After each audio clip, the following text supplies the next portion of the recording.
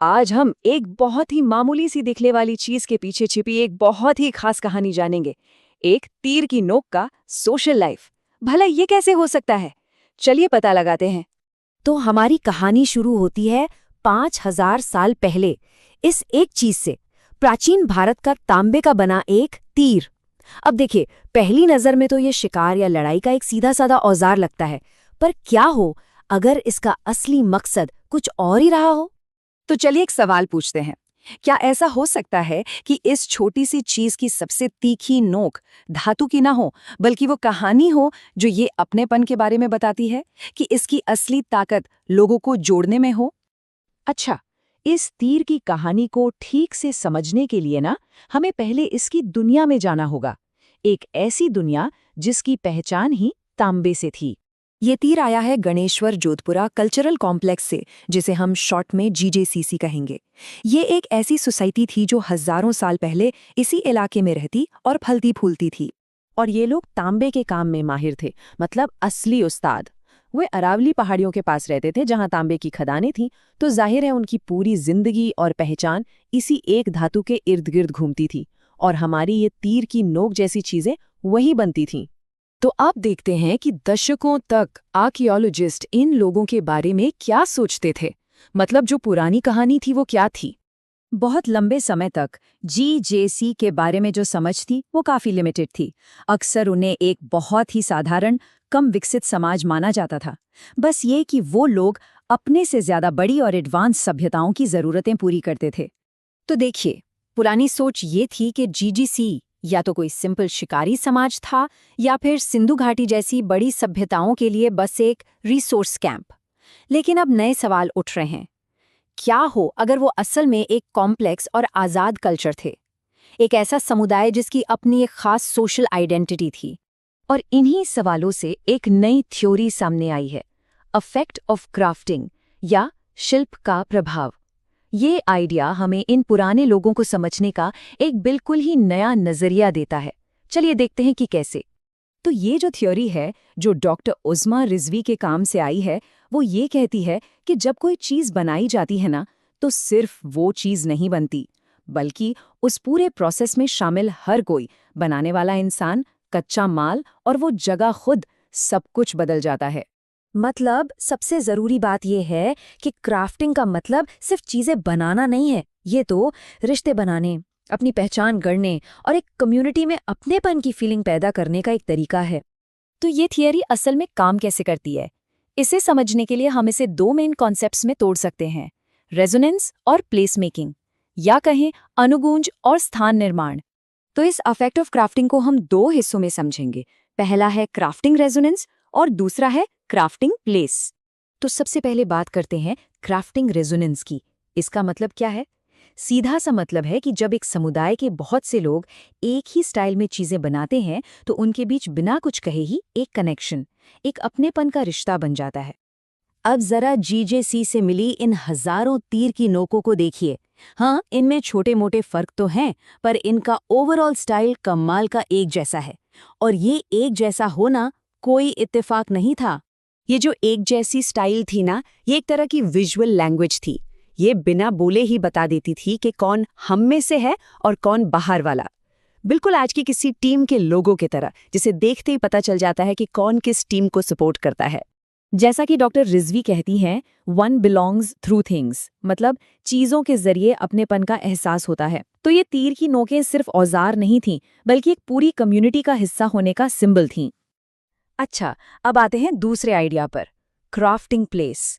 इसका मतलब ये है कि जब एक ही जगह पर एक ही काम बार बार रोज रोज किया जाता है, तो वो जगह सिर्फ एक ज्योग्राफिकल एरिया नहीं रह जाती, वो एक खास कल्चरल पहचान वाली जगह बन जाती है। जेजेसीसी के लोगों की रोज की जिंदगी के बारे में सोचिए जरा। खदानों से अयस्क निकालना, उसे भट्टियों में लगातार पिघलाना और फिर उसे हथौड़े से पीट पीट कर शेप देना, ये सब उनके डेली रूटीन का हिस्सा था। और ये काम छोटे मोटे लेवल पर नहीं हो रहा था। आर्कियोलॉजिस्ट को इस इलाके में कॉपर प्रोडक्शन से जुड़ी 408 अलग अलग साइट्स मिली हैं। सोचिए, 408, ये एक बहुत बड़ा इंडस्ट्रियल लैंडस्केप था। तो पॉइंट ये है कि ये सारा काम सिर्फ एक जमीन पर नहीं हो रहा था, बल्कि इस काम ने ही उस पूरी जगह को एक खास पहचान दी। उन्होंने उस लैंडस्केप को कॉपर क्राफ्ट से जुड़ी एक यूनिक कल्चरल दुनिया में बदल दिया। तो इस पूरी आर्कियोलॉजिकल कहानी का आज हमारे लिए क्या मतलब है? मतलब ये चीजें हमें कैसे बनाती हैं, हमें कैसे शेप देती हैं? तो ये सब जानना जरूरी क्यों है? क्योंकि ये हमें याद दिलाता है कि चीजें सिर्फ बेजान ऑब्जेक्ट्स नहीं होती, वो सोशल रिश्ते बनाती हैं। बनाने का जो काम है वो कम्युनिटी और पहचान बनाता है। और सबसे बड़ी बात, ये नजरिया हमें सिर्फ औजारों से आगे बढ़कर पुराने लोगों की इमोशनल दुनिया को झांकने का मौका देता है। तो बस इस सोच के साथ अपने आसपास की चीजों को देखिए। हमारा फोन, हमारी किताबें, हमारे कपड़े, ये सिर्फ चीजें नहीं हैं। ये हमारी पहचान बना रही हैं, हमारे रिश्तों को तय कर रही हैं और हमारी दुनिया को शेप दे रही हैं। तो सवाल यह है कि ये चीजें कौन सी कहानी सुना रही हैं? गणेशवर सभ्यता। गणेशवर सभ्यता जो है वर्तमान में कहाँ पड़ती है? तो गणेशवर सभ्यता जो है वो वर्तमान में सीकर जिले में है। कहाँ है? सीकर जिले में है वर्तमान में। सीकर जिले में। और वैसे देखें तो नीम का थाना में पड़ती है। गणेशवर सभ्यता कहाँ पड़ती है? नीम का थाना सीकर। नीम का थाना सीकर में गणेशवर सभ्यता स्थित है। इनका जो समय है, समय जो है वो 3000 से लेकर 2800 ईसा पूर्व तक का माना जाता है। गणेशवर सभ्यता का समय, ठीक है, 3000 ईसा पूर्व से 2800 ईसा पूर्व तक है माना जाता है। गणेशवर सभ्यता के खोज की बात करें तो खोज जो है वो रतन चंद्र अग्रवाल ने की थी। रतन चंद्र अग्रवाल। रतन चंद्र अग्रवाल ने जो है इनकी खोज की थी। और कब की थी? तो इनकी खोज जो है रतन चंद्र अग्रवाल ने वो 1972 में की थी। कब की थी? 1972 में की थी, ठीक है, 1972 में की थी। इनके बाद जो आता है उत्खनन।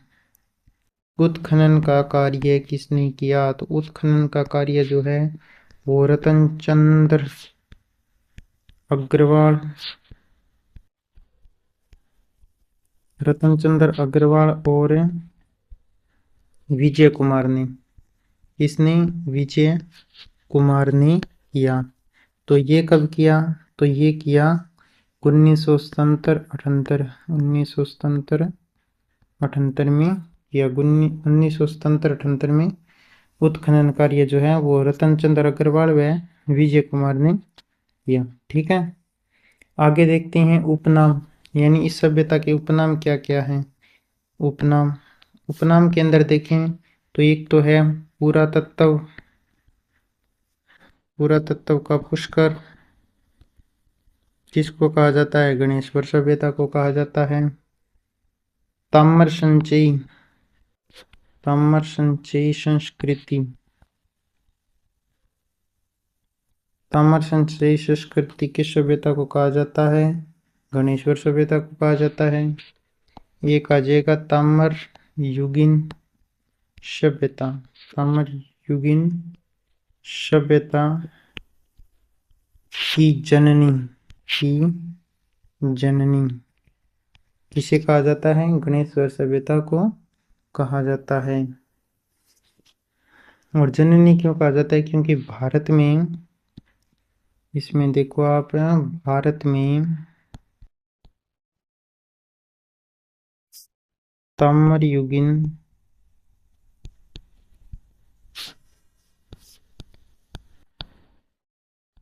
ताम्रयुगीन सभ्यता की उत्पत्ति, ताम्रयुगीन सभ्यता की उत्पत्ति तथा ताम्रयुगीन सभ्यताओं का विकास,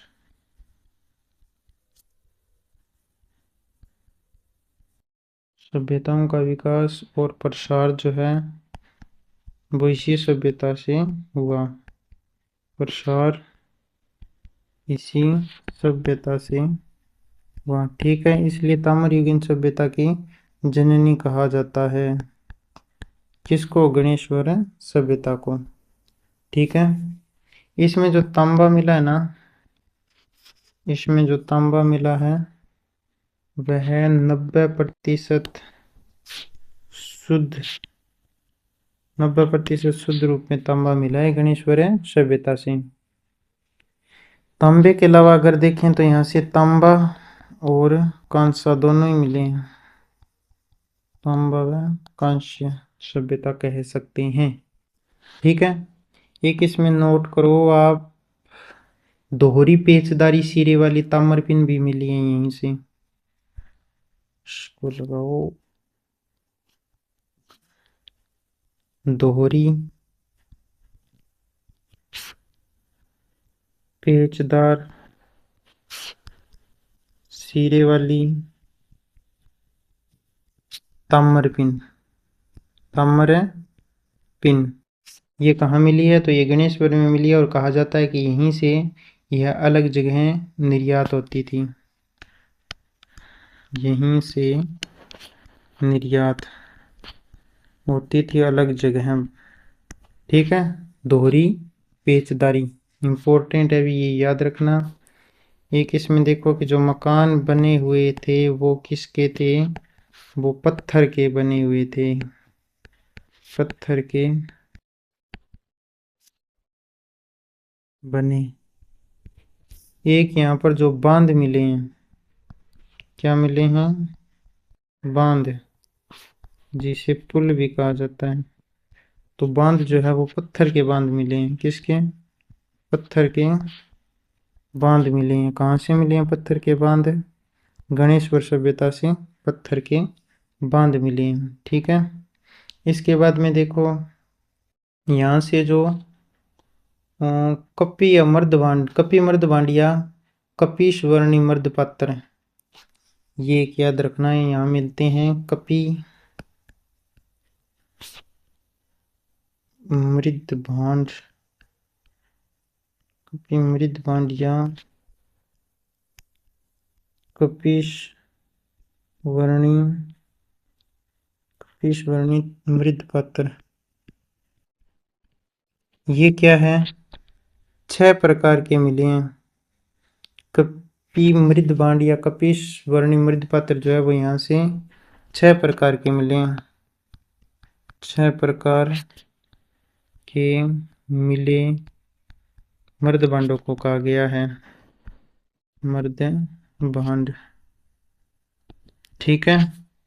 संग्रह के मर्तबान, कलश, तसले, प्याले, हांडी, मिट्टी के छल्लेदार बर्तन यहाँ से मिले हैं। क्या क्या चीज? संग्रह के मर्तबान, कलश, तसले, प्याले, हांडी और मिट्टी के छज्जेदार बर्तन, ये 6 प्रकार के मर्द भांडे मिले हैं। इनके बाद देखें तो यहाँ से यहाँ के जो निवासी थे ना, निवासी कैसे थे? तो निवासी जो थे वो मांसाहारी थे। मांसाहारी निवासी कैसे थे? निवासी मांसाहारी थे। और यहाँ से नालीदार प्याले मिले हैं, नालीदार प्याले मिले हैं, प्याले मिले हैं। और एक यहाँ से मछली पकड़ने के कांटे मिले हैं, मछली पकड़ने, मछली पकड़ने का कांटा यहाँ से मिला है। ठीक है। ये भी आप याद रखेंगे। इनके बाद देखें तो जो ये सभ्यता है वो प्राग ऐतिहासिक सतल है। कैसा है? तो ये एक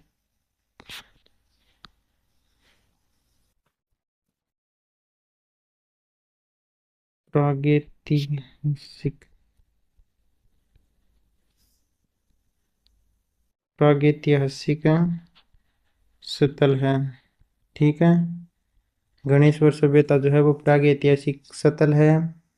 यहाँ से जो मर्द भांड मिले हैं, मर्द भांड, उन मर्द भांड का रंग देखें कैसा है। मर्द भांड रंग तो वो जो है वो काले और गेरुआ रंग के मिले हैं, काले और गेरुआ रंग के मिले हैं। ठीक है। इनके बाद में देखें यहाँ से, तो यहाँ से तांबे के फर्श से व वनागर भी मिले हैं। क्या मिले हैं? तांबे के फर्श से व वनागर मिले हैं, वनागर मिले हैं। एक यहाँ से कृष्णवर्गीय मृৎपात्र जो हमने पढ़ा था ना, उनका रंग कैसा था? कृष्ण रंग मर्दबांड और गेरुआ रंग मर्दबांडों को कहा गया था कृष्णवर्गीय। हमने जो ऊपर पढ़ा था ना, कृष्णवर्णी मृৎपात्र, इनका जो रंग है वो कृष्ण रंग मर्दबांड गेरुआ रंग मर्दबांड जो थे ना, यहाँ पर लिख लो आप, इसमें ये जो थे ये कृष्ण रंग प्लस गेरुआ रंग जो मर्दबांड मिले हैं इन रंग के, उनको क्या कहा गया? उनको कपि मृदबांड या कपिश्वर्णी मृदपात्र कहा गया। ठीक है। एक यहाँ से याद रखना, तांबे की कुल्हाड़ी मिली है, तांबे की कुल्हाड़ी भी मिली है, कुल्हाड़ी मिली। एक यहाँ से पूजा कलश भी मिला है। क्या मिला है? पूजा कलश।